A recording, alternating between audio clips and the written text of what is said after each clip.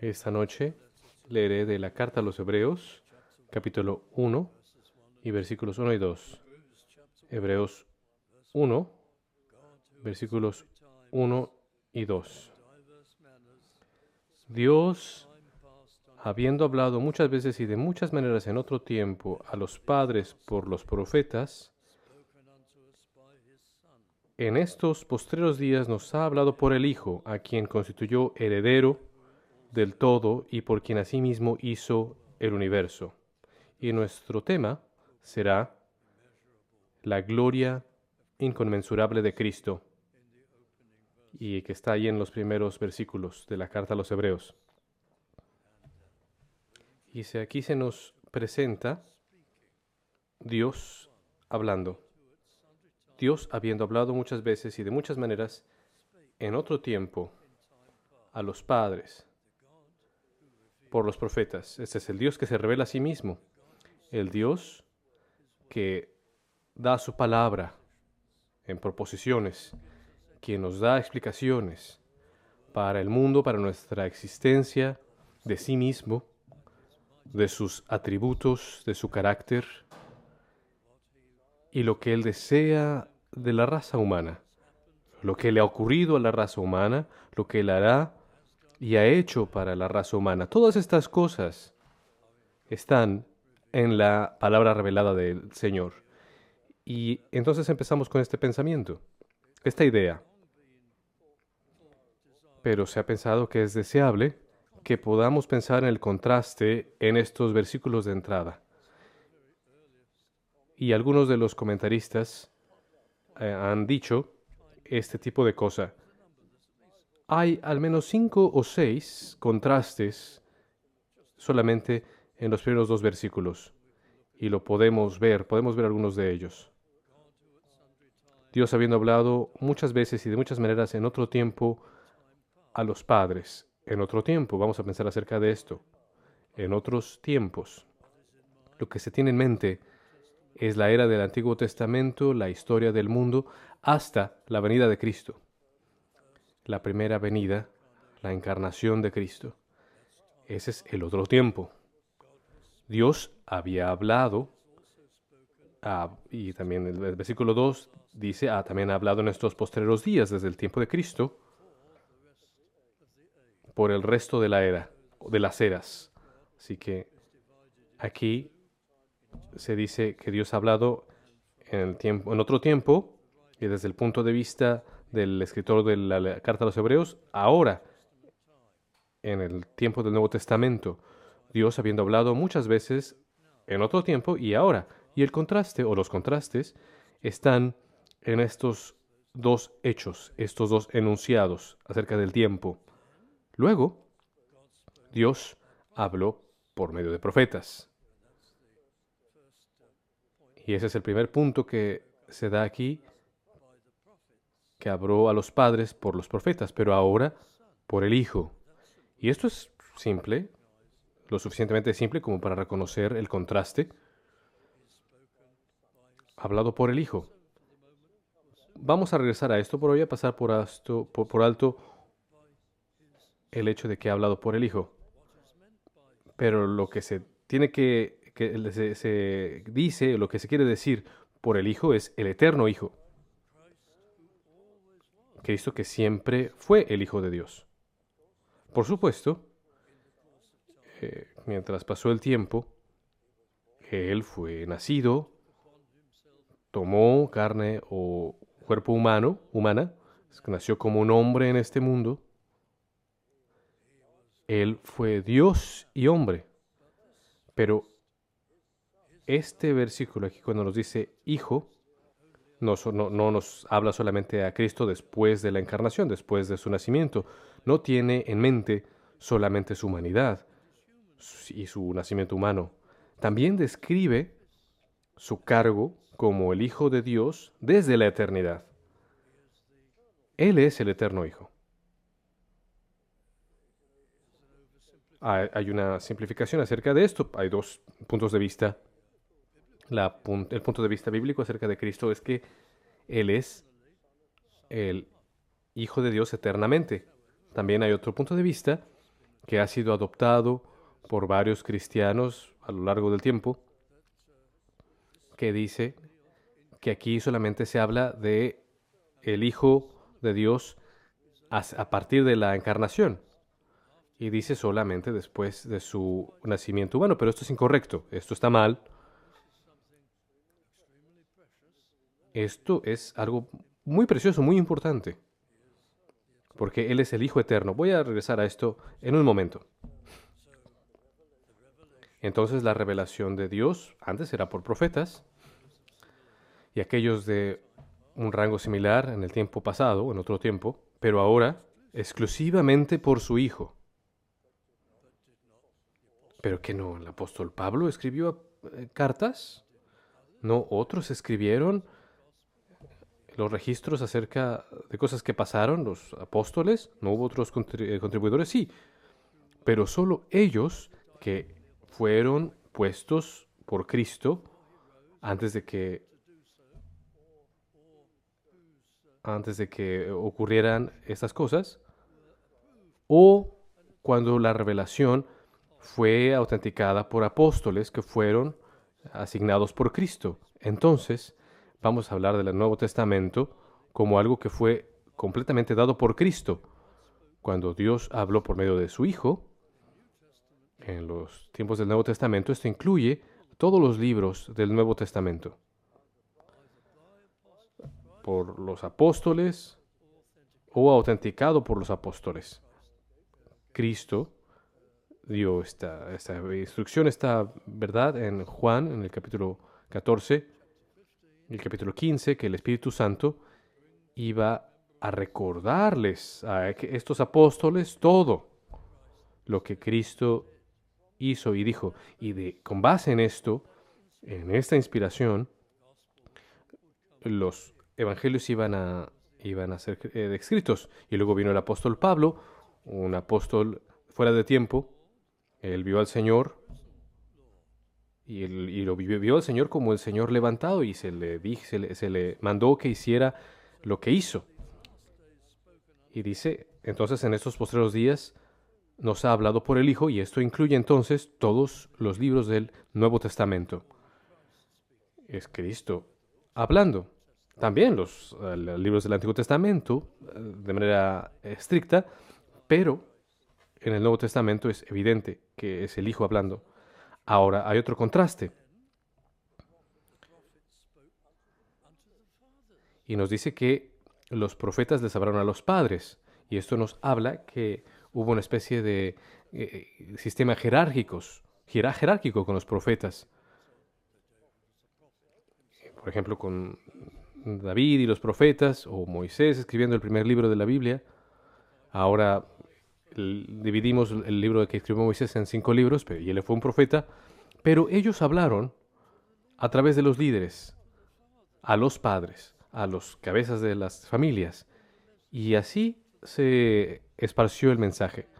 Era algo jerárquico, entonces, a través de los profetas, a través del sacerdocio y las cabezas de las familias, etc. Pero ahora, de manera especial, la palabra de Dios, la palabra de Cristo, está llevada de manera directamente a cada creyente, con acceso directo a Él. Y esos son los contrastes, entonces, que podemos ver. Otro de ellos. Hay otro contraste también. En el otro tiempo, la palabra de Dios era dada en varias maneras. En muchas maneras. En otro tiempo, dice. Entonces la revelación de la Escritura en el tiempo del Antiguo Testamento era esporádica y por varias maneras. Algunas veces visiones, a veces visiones que despertaban a los individuos, incluso apariciones de Cristo mismo, las teofanías, en una gran variedad de maneras. Y todo esto significaba que esto era algo que iba en progreso, estaba en progreso, que todavía no era todo lo que iba a ser lo completo. No había un canal único de revelación. Entonces el contraste viene para los postreros días, porque solamente hay un canal. y este es Cristo.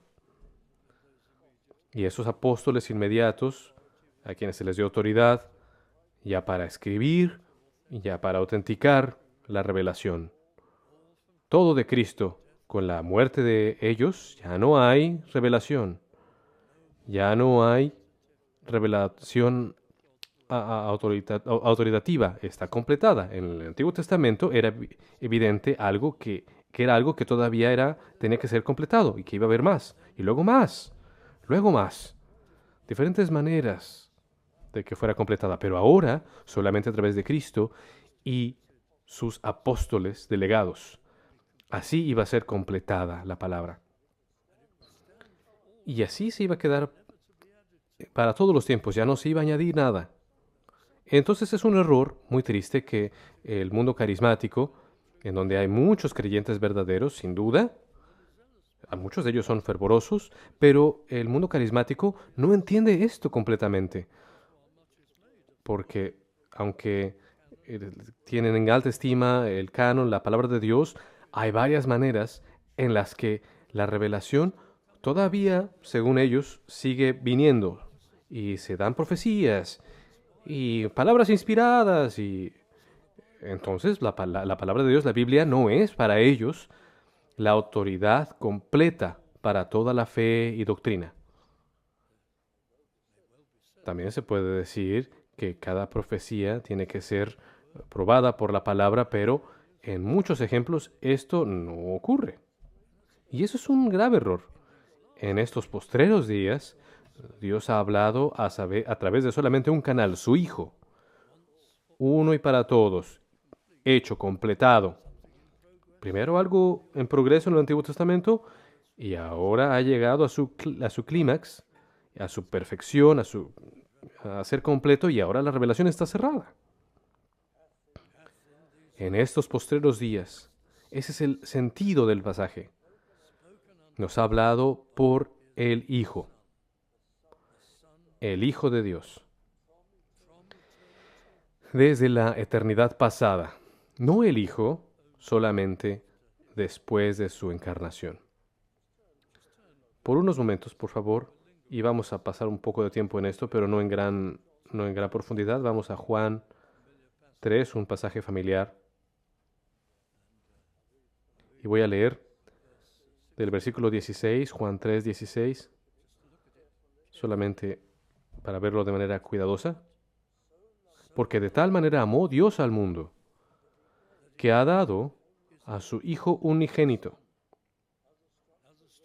Ahora, la estructura de estas palabras en el inglés, tanto como en el griego, es claro que Él era el único Hijo de Dios cuando fue dado al mundo. Él no dio la segunda persona de la Trinidad para que fuera el Hijo de Dios en su encarnación. Ya era el único Hijo, Hijo unigénito. Era el Hijo unigénito que Dios iba a dar. Dio a su Hijo unigénito para que todo aquel que en Él cree no se pierda, mas tenga vida eterna. Y vamos a ver el versículo 17, porque no envió Dios a su Hijo al mundo para condenar al mundo. ¿Ves? Ya era su Hijo.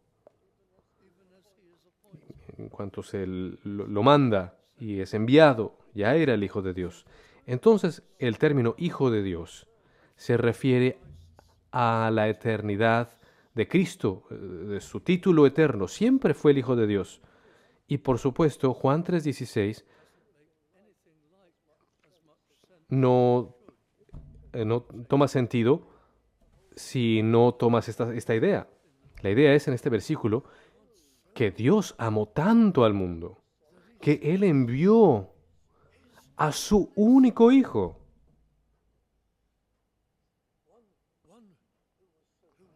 Uno que era cercano a Él, Padre e Hijo. Eran igualmente Dios, igualmente divinos, igualmente eternos, igualmente todopoderosos y omniscientes. Pero la idea de hijo significa que son cercanos y hay amor. Él envió a su único hijo, su hijo unigénito. Si no era el único Hijo, ya, entonces todo el sentimiento se le quita a estas palabras y ya no debería tener sentido que estuvieran aquí. Siempre entonces fue el Hijo de Dios. Por supuesto, en la versión King James en inglés se nos puede, se nos, se nos puede pensar, o podemos pensar, que él fue un hijo engendrado. Se utiliza una palabra que tiene que ver con la palabra engendrado. Y se puede sugerir que hubo un tiempo en el que él no existía. Pudo ser que hubo un lugar en el que él fue engendrado. Y la palabra en inglés sugiere eso, pero no significa eso en el original. Además, muchos hoy prefieren traducirlo hoy como el único y el primero. Y se puede traducir así. El griego no significa algo como de ser nacido, algo de ser creado, engendrado. Puede ser el único hijo que ha existido. Es como si Cristo fuera el único engendrado. Nunca fue creado. Imposible. Si es descrito como el Hijo de Dios, significa que Él es el mismo que Dios el Padre. Es la misma esencia, igualmente divino. Dios no puede ser destruido. Dios no puede ser creado. Él es desde la eternidad hasta la eternidad. Así que si alguien es descrito como el Hijo de Dios, esto significa que Él es igual a Dios, igualmente eterno, en cada sentido, en todo sentido. Entonces Él es alguien que es eternamente engendrado, que es un misterio grande, si entendemos esta traducción que es correcta y buena. Pero nunca hubo un momento entonces en el que Él no fuera el Hijo de Dios. La idea de que Cristo fuera el Hijo de Dios, es el Hijo de Dios, es un término, es una idea que nos llama la atención a su cercanía y a su semejanza, su ser idéntico a Dios Padre, Hijo. Comparten la misma sustancia, carne y carne, hueso y hueso. Y la idea de Cristo, siendo el Hijo de Dios, entonces llama nuestra atención a su cercanía con el Padre. Y también nos llama la atención a otras cosas, por supuesto. En los tiempos antiguos, en muchas ocasiones, había un rey cuyo hijo estaba cogobernando con él. Estaban gobernando igualmente. El hijo ya no era un muchacho, ya no era un siervo, no estaba bajo la autoridad, era una figura grande y compartían el gobierno con su padre. Entonces el padre y el hijo, el rey y el regente, los dos juntos. Y esa idea es probablemente en la palabra, en el término de Hijo de Dios. Cristo es la segunda persona de la Trinidad, el Hijo, el Espíritu Santo, la tercera persona, igualmente divino, igualmente eterno, en todo sentido, uno con el Padre y con el Hijo. Pero hay una diferencia, lo aprendemos de la Escritura. El Hijo de Dios, Cristo, desde la eternidad pasada, ha sido designado en la Trinidad y todos los tres miembros de la Trinidad pensando de la misma manera, Él ha sido designado aquel a través del cual la creación iba a ser hecha y para ser también el salvador de la creación después de la caída del hombre. Y Él sería su rey, su señor, y la redimiría eternamente. Y el Espíritu Santo es descrito como el miembro que es un poco callado. El Espíritu Santo está en acuerdo con los tres miembros de la Trinidad y Él sería el que iba a ser invisible, a través del cual su poder iba a promover el interés del Hijo. Los intereses del Hijo. No quiere decir que el Hijo es mayor que el Espíritu, pero el Hijo vendría al mundo en un cuerpo humano, moriría, resucitaría, ascendería al cielo en un cuerpo glorificado, sería el gobernante visible de los creyentes, al quien nosotros veríamos, a quien nosotros alabaríamos para salvación, y el Espíritu Santo haría toda la obra que habilita que esto ocurra, obrando en los corazones de los redimidos, iluminándolos, mostrándoles su necesidad de salvación, llevándolos al arrepentimiento, trayéndolos al reino, transformando sus vidas, guardándolos todo el camino. Allí está el Espíritu Santo que habita dentro de ellos, que los llevará a la gloria, purificándolos mientras pasan por el umbral de la vida a la muerte. Allí está el Espíritu Santo, que sería la persona invisible de la Trinidad, que da el poder para que todo esto ocurra. Pero el Hijo iba a tomar la posición de el príncipe regente, por decirlo de alguna manera, el gobernante más activo para los hombres y mujeres redimidos. Pero bueno, Cristo siempre entonces fue el eterno Hijo de Dios. Y luego cuando vamos a Hebreos, capítulo 1, vemos, aquí se habla del Hijo en el tiempo de la encarnación también. Versículo 2. En estos postreros días nos ha hablado por el Hijo, a quien constituyó heredero de todo. Heredero. Ahora, esto está empezando a hablar de Cristo a partir de su encarnación. Siempre fue el Hijo, sí, pero ahora ha venido a la tierra, ha tomado nuestro lugar, ha vivido una vida de perfección completa, nos ha redimido en la cruz del Calvario, y Él es merecedor del reino sobre la tierra en su forma purificada, resucitada. Entonces Él es el heredero de todo. Y fue a través de Él que todas estas cosas fueron hechas. Versículo 3, ahí vemos Cristo, que es el eterno Hijo, se habla de Él aquí como el Hijo encarnado,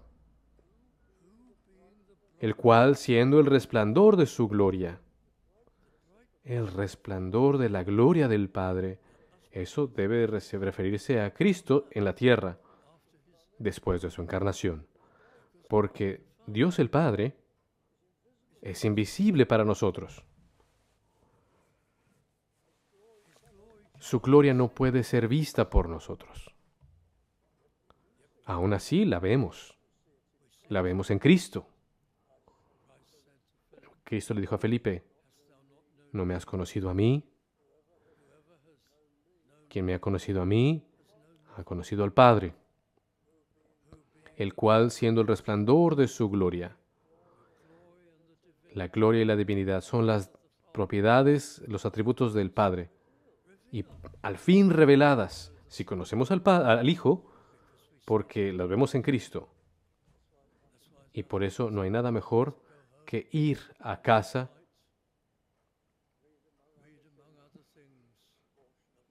en cada noche y mientras vamos a casa leer una porción de las Escrituras y leer acerca de Cristo.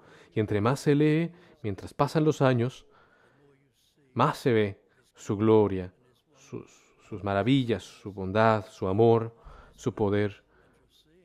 Y ves allí el brillo de la gloria del Padre en Cristo,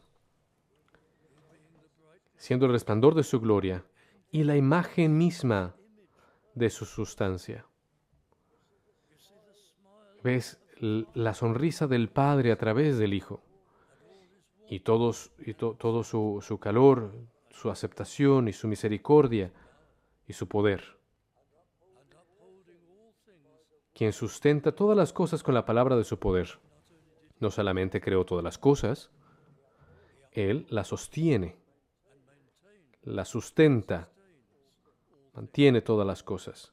Es interesante aquí por la palabra, con la palabra de su poder. Mientras leemos esto, podemos pensar que si la Biblia es su palabra y Él es la palabra, podemos pensar que esta es una palabra mayor y la palabra de su poder significa toda su voluntad, que mantiene el universo, que sustenta el universo. Esto sería nuestra conclusión. Pero no es eso. En el griego no es una palabra mayor para palabra, sino que es una palabra que se usa solamente para una palabra pequeña. Calvino lo pone de manera maravillosa. Dice, podrías decir algo como esto. Quien sustenta todas las colas con solo su palabra. ¿Qué tiene que ver esto con ello? Bueno, un gobernante en los antiguos tiempos, están ahí sus oficiales y le dicen, tenemos que atacar y eliminamos este enemigo. Va a haber una gran batalla. Vamos a hacer algo importante. Y el rey, con todo su poder real, solamente mueve un poco su cabeza. Es todo lo que tiene que hacer y se entiende lo que quiere y se hace lo que quiere. Sus oficiales, sus hombres, empiezan a trabajar. Su poder es tanto que solamente con asentir con la cabeza, como con una solo su palabra, sustenta todas las cosas. Solamente con la palabra de Cristo. Y aquí estamos hoy. Hay muchos científicos, y creo que muchos de ellos incrédulos, quizá muchos que hacen cosas maravillosas, y mandan cosas al universo, y hacen obras impresionantes que se escuchan en las noticias, y todo parece que es maravilloso, y ahí se están en sus cuartos de control, y se aplauden los unos a los otros, son personas importantes haciendo cosas grandes, pero si lo ponemos en perspectiva es una cosa pequeña. No quiero quitar el crédito de ellos, pero son cosas pequeñas cuando te das cuenta de que todo el universo entero, está sustentado solamente con un asentimiento, con una palabra de Cristo, y no creen en Él. Quien los eclipsa a todos vastamente como el creador y el sustentador de todo. Quien sustenta todas las cosas con la palabra de su poder. Habiendo efectuado la purificación de nuestros pecados por medio de sí mismo, se sentó a la diestra de la majestad en las alturas. Eso es igualdad con Dios. Algunas veces las personas dicen, no, a la diestra de la majestad implica algún tipo de ser subyugado, pero Cristo estuvo bajo la autoridad del Padre solamente durante su ministerio en la tierra, porque Él estaba tomando nuestro lugar. Y Él estaba viviendo una vida de perfección en nuestro lugar. Entonces, su postura durante ese tiempo era obedecer la ley de Dios y ser subordinado al Padre. Todavía ejercía su poder divino en sus sanaciones, en su enseñanza, en muchas maneras, pero solamente durante ese tiempo fue subordinado, no cuando está a la diestra de la majestad en las alturas, no antes de que fuera encarnado, cuando estaba en la gloria con el Padre. Él es el Hijo eterno de Dios, pero hay que recordar, hijo, cuando se habla de el Hijo eterno, no significa una niñez, no significa un principio literal, no significa subordinación. Está hablando de identidad, de reino, de semejanza en divinidad y honor en gloria. Y ese es el concepto, entonces, del príncipe regente. Sabes, es una cosa maravillosa y quizá debería yo llegar a la conclusión con esto y llevar a la aplicación más o menos en estas líneas. Es una cosa maravillosa que tenemos, que estamos en este punto como cristianos y tenemos grandes confesiones de fe. Y coronándolas a todas están este grupo de pequeños del siglo XVII de confesiones de fe, la Confesión de Westminster, la que se llama la Confesión Bautista de Fe, la Bautista de los Congregacionalistas, la Confesión de Saboya, algunas compiladas por John Owen. Es una cosa maravillosa que tenemos estas cosas, porque la cantidad de consideración y pensamiento y cavilación escritural sobre estas cosas es insuperable. Y el protestantismo histórico, en sus mejores formas, reposa sobre estas confesiones de fe. Por supuesto que reposa sobre la Biblia. Las confesiones de fe son cosas que nos ayudan en la interpretación de la palabra de Dios y establecen las doctrinas de la fe que se han enseñado en muchas ocasiones en las Escrituras y se confirman en varios versículos que tratan el mismo tema. Entonces tenemos una estructura de doctrinas bíblicas. Lo llamamos teología. Una estructura de doctrinas que están en la Escritura. Es una cosa maravillosa que tengamos esto. En algunas ocasiones en la historia de la Iglesia, las personas no han tenido esto o no han reconocido esas grandes confesiones. No las han tomado en serio. Y han sido buenas personas, personas salvas, personas fervorosas, estudiantes de la Biblia, pero sin guía y sin este pináculo de estudio que nos presentan las confesiones, se pierden mucho, de mucho. Voy a dar un ejemplo en este asunto de la eternidad del Hijo de Dios. Ahora, en este país y en Estados Unidos hasta cierto punto, pero principalmente en este país, en el siglo XIX, se surgió el movimiento de los hermanos o de la hermandad. Y los hermanos, en muchas ocasiones, hicieron una interpretación de la Biblia muy correcta, también en adoración. Variaban mucho entre ellos, pero no hay duda de esto. Pero nunca tuvieron un entusiasmo real por tener su propia confesión. Su actitud, y suena algo sano, y decían, la Biblia lo es todo, y eso está bien. Y ellos pensaban que las confesiones de fe, no solamente en el siglo XVII, sino también las antiguas, como confesiones que estaban en competencia con la Biblia, según ellos, como parte de la verdad revelada. Ellos pensaban que era una competencia con la Biblia y entonces estaban en contra de las confesiones de fe, que significa que ellos perdieron los beneficios de las confesiones de fe. Lo cual significa que sus doctrinas, incluso cuando han sido sanas en muchas ocasiones, no han sido estructuradas y ordenadas, estudiadas sistemáticamente, puestas evidentemente, que ayuda a la interpretación bíblica, porque tus doctrinas fundamentales, y esto es lo que Lutero llama la analogía de la fe, tus doctrinas fundamentales son el paso uno en la interpretación de la Biblia. Estas son todas las doctrinas que son coleccionadas o reunidas y están puestas de manera sistemática en orden. Y estas cosas que son probadas por la Escritura y son nuestra base o nuestros lentes a través de los cuales examinamos la Escritura. Y si vemos en la Escritura,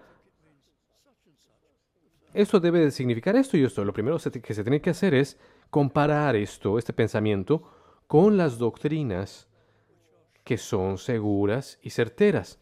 Y si las contradice, entonces sabes que tienes que estudiar este pasaje más cuidadosamente. Muy seguramente lo interpretaste mal. Y la hermandad, los hermanos tuvieron un error en esto. Ellos se dividieron en muchas ocasiones, pero en una de sus divisiones en este país, después del periodo del señor Darby, la persona que vino después de él, él llegó con esa doctrina de el hijo que solamente es hijo a partir de la encarnación. Entonces él expandió sobre ser hijo en la encarnación. No se le advirtió que estaba cerca de la herejía. No había un mecanismo para advertirlo. Él era un hombre que era un gran pensador. Bueno, no había mecanismo para advertirlo, porque no pensaban mucho acerca de las confesiones de fe. Que les hubiera mostrado que esto era una norma ortodoxa para entender, y entonces no tenían esta ayuda. Algo que con lo que nosotros nos gozamos, y esto sentó un precedente entre la hermandad acerca de esta doctrina, que es un gran error, acerca de que el hijo no es hijo eternamente. Luego hubo un escritor que era un experto en los cultos, Walter Martin, un experto en los cultos en Estados Unidos. Y su libro, El reino de los cultos, todavía quizá es uno de los mejores tratados acerca de todos los cultos. Y en ese libro tiene un capítulo fatal en el que expande acerca de esta doctrina de que el hijo solamente es hijo a partir de la encarnación. Y esto echa a perder todo el libro porque la gente puede ver esto. ¿Pero por qué pasó? Pues él no estaba interesado en las declaraciones de fe, a pesar de que él escribió brillantemente acerca de los cultos. John MacArthur, el doctor John MacArthur en los Estados Unidos. Él vino de una tradición de fundamentalistas, entre de muchos en Estados Unidos, y su tradición no tenía tiempo para las confesiones de fe. Ellos eran sanos en general, pero no estaban establecidos en una confesión como la Bautista de 1689 u otra cosa, así que no tenían esta ventaja. Y uno de sus errores fue que por años en su ministerio, hasta que tenía 60 años, él sostenía esa doctrina de que el Hijo solamente la dijo a partir de la encarnación. Y su Biblia de estudio, que yo no recomiendo, que creo que fue publicada, la que tengo en 1997, ahí está lleno de esta doctrina, entre otros errores. No voy a decir que él es un hereje, pero hay elementos que eran incorrectos. ¿Por qué? Porque no había una tradición confesional. Es una ayuda para nosotros. Él cambió de parecer y creo que fue una cosa noble que hizo y abandonó la doctrina esta en 1999, pero él ya era prácticamente un hombre de 60 años antes de que esto ocurriera. Así que es muy valioso tener estas grandes confesiones. Ayuda a que nuestros pies estén sobre la tierra y que examinemos la escritura muy cuidadosamente. Y estas son las cosas que vemos aquí en estos versículos. Entonces hay que valorar la oficina de Cristo, quien Cristo es, que Él es Hijo desde la eternidad. Ya no tengo mucho tiempo, quizá en la próxima vez vamos a ir a esto. Pues hay que pensar en esto. Cristo, cuando Él formó el mundo, porque fue lo que Cristo hizo, y lo que hizo el Padre lo hizo el Hijo, y el Espíritu también, porque a pesar de que son tres distintas personas, ellos son uno. Y eso está más allá de nuestro entendimiento. Pero cuando la Escritura nos dice que a través de Cristo el mundo fue creado, esto es verdadero. Pero lo que hizo Cristo, el Padre también lo hizo. Es el concierto de la Trinidad, y el Hijo lo hizo entonces. Así que estas son cosas profundas para nosotras. Sin embargo, cuando Cristo hizo el mundo y le dio a Adán una voluntad y lo puso en el jardín del Edén, él sabía que Adán caería. Él sabía que el pecado entraría. Él sabía que habría caos y confusión y desorden y pecado y sufrimiento. Y sabía que Él vendría a este mundo para tomar el castigo de todos aquellos que serían salvos, para que Él pudiera crear una humanidad restaurada con los redimidos y en un cielo y una tierra restaurada estuviera con ellos en el eterno futuro. Hay que pensar en esto y hacer esto es mucho para nosotros. Mi Salvador, el eterno Hijo de Dios, en, en la palabra de la creación, Él sabía que le estaba haciendo algo, para lo cual Él tendría que venir y sufrir y morir. Eso es maravilloso, sorprendente. Y te puedes preguntar, ¿por qué? Voy a intentar responderlo en el siguiente estudio.